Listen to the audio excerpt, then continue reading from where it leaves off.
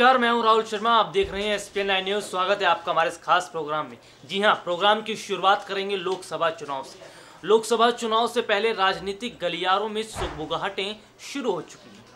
राजनीतिक पार्टी की अगर हम बात कर रहे हैं, सत्ता पक्ष और विपक्षी पार्टी द्वारा पूरी तरीके से तैयारियां कर ली गई हैं, रणनीतियां भी बनाई गई हैं, जुबानी जंग भी शुरू हो चुकी है। लेकिन सबसे बड़ा सवाल तो यह है कि आखिरकार लोकसभा चुनाव में जीत किसकी होगी, क्योंकि अगर बात की जाए तो कोशिशें तो सभी तरफ से की जा रही हैं, चाहे सत्ता पक्ष हो या विपक्षी पार्टी। लेकिन जिस तरह की कोशिशें की जा रही है, इसे देखकर ये कहना बहुत आसान नहीं होगा कि आखिरकार चुनाव में जीत किसकी होगी। दरअसल हम शुरुआत कर लेते हैं मौजूदा सरकार से, यानी कि नरेंद्र मोदी सरकार से। बात कर लेते हैं 2014 की।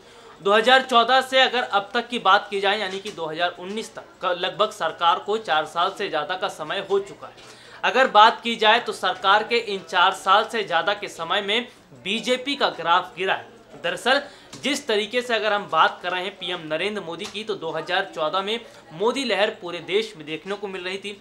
गली हो या फिर बच्चे बच्चे की जुबान पर भी देखने को मिल रहा था कि मोदी मोदी चल रहा था। लेकिन आज जो स्थितियां चल रही हैं, आज जो स्थितियां जो देखने को मिल रही है, वो बहुत हैरान करने वाली बात है। या फिर हम ये भी कह सकते हैं कि आज मोदी लहर पूरी तरीके से फ्लॉप हो चुकी है। तो ऐसे में ये चीज़ जब देखने को मिली है कि क्या सरकार इन 5 सालों में सिमट कर रह गई है, या फिर अगर बात की जाए तो क्या मोदी सरकार अब कोई बड़ा गेम खेलने वाली है।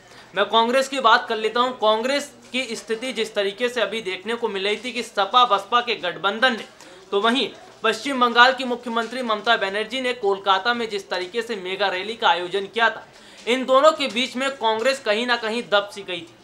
और सबसे बड़ी बात तो ये कि इस बात की जानकारी भी कहीं ना कहीं कांग्रेस पार्टी के अध्यक्ष राहुल गांधी को हो गई थी। इसी बात को ध्यान में रखते हुए कांग्रेस पार्टी के अध्यक्ष राहुल गांधी ने अपनी बहन प्रियंका गांधी पर बड़ा दांव खेला। कांग्रेस पार्टी का महासचिव प्रियंका गांधी को बनाया गया और प्रियंका गांधी ने अगर बात की जाए तो चुनाव से पहले की स्थितियों को देखते हुए कहीं ना कहीं जो अपना काम है वो शुरू कर दिया, चाहे वो बयानबाजी को लेकर हो या फिर नेताओं पर निशाना साधने का हो। तमाम तरीके की रणनीति अपनाई जाने लगी है। लेकिन सबसे बड़ी बात तो है कि प्रियंका गांधी के आने के बाद से राजनीति का जो माहौल है वो कहीं ना कहीं पलट गया है। जिस तरीके से अभी तक देखने को मिल रहा था कि सपा बसपा और ममता बनर्जी की अगर हम बात करें तो उन्होंने कांग्रेस को कहीं ना कहीं दबा दिया था, लेकिन प्रियंका गांधी के आने से पासा पूरी तरह पलटा। और सबसे बड़ी बात तो यह कि पूर्वांचल की जिम्मेदारी अब प्रियंका गांधी के कंधों पर सौंपी गई है। तो अगर बात की जा रही है पूर्वांचल की, तो क्या पूर्वांचल में प्रियंका गांधी का जादू चल पाएगा? क्या पूर्वांचल में प्रियंका गांधी कुछ ऐसा कर देंगी जिससे बात की जाए अगर उत्तर प्रदेश के मुख्यमंत्री योगी आदित्यनाथ की या फिर बीजेपी को बड़ा झटका लगेगा? देखिए, आपको मैं कुछ जानकारियां बताना चाहता हूं कि आखिरकार कांग्रेस कहां पीछे रही है और क्या हालात रहे थे कांग्रेस के पीछे होने में। दरअसल अगर बात की जाती है साल 1996 से 96, 98 और 99, अगर हम छोड़ देते हैं तो कांग्रेस हमेशा से इस देश का सबसे बड़ा राजनीतिक दल रहा है। यानी कि ये 3 साल आपके 1996, 98 और 99। और अगर बात की जाती है उसके बाद से 2014 में तो बिल्कुल विपरीत स्थितियां देखने को मिली। 2014 में जिस तरीके से पीएम मोदी का चेहरा लाया गया और पूरे देश की अगर हम बात करें, देश भर में मोदी ने कहीं ना कहीं कांग्रेस को पीछे पछाड़ दिया। लेकिन अब प्रियंका गांधी के आने से क्या कांग्रेस को बड़ा फायदा मिलेगा? वैसे अगर बात की जाए नेताओं के जुबानियों की या फिर जुबानी जंग जो शुरू हो गया है, सबसे बड़ी बात तो यह है कि जो नेता हैं, राजनीतिक पार्टी के नेता, वो इस तरीके की बयानबाजी कर रहे हैं जो राजनीति के स्तर को बहुत गिराता है। सबसे बड़ी बात तो यह है कि राजनीतिक पार्टी के नेता इन दिनों राजनीति नहीं कर रहे हैं, बल्कि खुद को चमकाने के लिए इस तरीके की बयानबाजी कर रहे हैं जो बहुत गलत है। आपको बता दें कि बीते दिनों साध्वी प्राची और गिरिराज सिंह, और सबसे बड़ी बात तो ये भी, किसी हम एक राजनीतिक पार्टी की बात नहीं करेंगे, कांग्रेसी नेताओं की तरफ से भी बयानबाजी की गई। तो ऐसे में देखने को मिल रहा है कि राजनीति के अखाड़े को कुछ और ही बना दिया गया है। तो ये चीजें बहुत हैरान करने वाली बातें। और सबसे बड़ी बात तो यह है कि अगर मैं बात कर लेता हूं तो राजनीति के स्तर को इस तरीके से गिराना नहीं चाहिए। राजनीति का एक अपना अलग दायित्व होता है, एक अपनी सीमा होती है, लेकिन उस सीमा को लांघते हुए जिस तरीके से हमारे देश के नेता जो बयानबाजी कर रहे हैं ये बिल्कुल भी सही नहीं है। हम बात कर रहे हैं यहाँ पर कांग्रेस की, और जिस तरीके से मैं प्रियंका गांधी की बात कर रहा हूं तो सबसे बड़ा सवाल अब निकल कर आया है कि क्या प्रियंका गांधी के राजनीति में एंट्री करने से कांग्रेस को बहुत बड़ा लाभ पहुंचेगा। वहीं अगर मैं बात कर लेता हूं यूपी में सपा बसपा के गठबंधन ने जिस तरीके से कांग्रेस को यूपी से दरकिनार कर दिया, ये बात बिल्कुल भी कह सकते हैं कि कांग्रेस को पसंद नहीं आई। और वहीं सबसे बड़ी बात तो ये कि भले ही प्रियंका गांधी आज राजनीति में एंट्री कर चुकी हैं, लेकिन अगर बात की जाए सपा के अध्यक्ष जो हैं अखिलेश यादव की, तो उन्होंने अभी भी गठबंधन पर कहीं ना कहीं कुछ बोला नहीं है, कांग्रेस को अपने साथ लाने के लिए कोई बड़ी बात नहीं की है। यानी कि एक चीज यहां पर आप खुद भी देख सकते हैं कि यानी कि प्रियंका गांधी के राजनीति में एंट्री करने पर भी अखिलेश यादव को कोई बहुत बड़ा फायदा नहीं हो रहा है। दरअसल मैं आपको बता दूं कि जिस तरीके से सपा बसपा को इतना कॉन्फिडेंस हो चुका है कि उत्तर प्रदेश में जिस तरीके से कम से कम अगर 50 सीटें भी उनके पास आती हैं तो बहुत बड़ी बात होगी, और ओवर कॉन्फिडेंस कहीं ना कहीं मार खा जाता है, उससे राजनीतिक पार्टियों को भी नुकसान का सामना करना पड़ता है। दरअसल अगर बात की जा रही है सपा बसपा के गठबंधन की, तो शायद अखिलेश और मायावती यानी कि बुआ बबुआ इस बात को भूल रहे हैं कि शिवपाल यादव भी एक कतार में खड़े, और शिवपाल यादव वोट काटने का काम बहुत अच्छी तरीके से कर सकते हैं। शिवपाल यादव की अगर मैं बात कर रहा हूं, नई पार्टी का ऐलान उन्होंने किया था, और शिवपाल यादव राजनीति के बहुत बड़े खिलाड़ी हैं।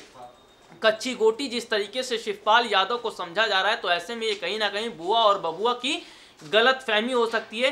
तो यानी कि ये देखने को मिल रहा है कि उत्तर प्रदेश में कहीं ना कहीं वोट कटवा की राजनीति हो रही है। और कांग्रेस की अगर मैं बात कर लेता हूं तो प्रियंका गांधी पर बड़ा दांव जिस तरह से खेला है, इससे जो ग्राफ देखने को मिला है यानी कि वो 12% का इजाफा हो रहा है। यानी कि 2014 की अगर मैं बात कर लेता हूं तो 2014 में बीजेपी का जो ग्राफ था वो 4% था, और जिस तरीके से स्थिति की अगर हम बात करें आज 12% का इजाफा हुआ, यानी कि 4 से 12% का इजाफा होना ही अपने आप में बहुत बड़ी बात होती है। और वैसे अगर बात की जाए इस बार उत्तर प्रदेश में बीजेपी को बड़ा झटका लग सकता है, क्योंकि बुआ बबुआ की जोड़ी ने जो कमाल किया है। और अगर बात की जाती है उत्तर प्रदेश की, तो उत्तर प्रदेश में जब उपचुनाव हुए थे, जी हां, गोरखपुर और फूलपुर सीट पर इस उपचुनाव को नजरअंदाज नहीं किया जा सकता। भले ही उपचुनाव हुए थे, लेकिन बुआ बबुआ की जोड़ी ने जो कमाल किया था, ये कमाल कहीं ना कहीं बहुत बड़ा फर्क लेकर आया था राजनीति में। और ऐसे में बुआ बबुआ की जोड़ी बीजेपी के लिए परेशानियां खड़ी कर सकती हैं। कुछ मुद्दे हैं बीजेपी के सामने जिन्हें पार कर पाना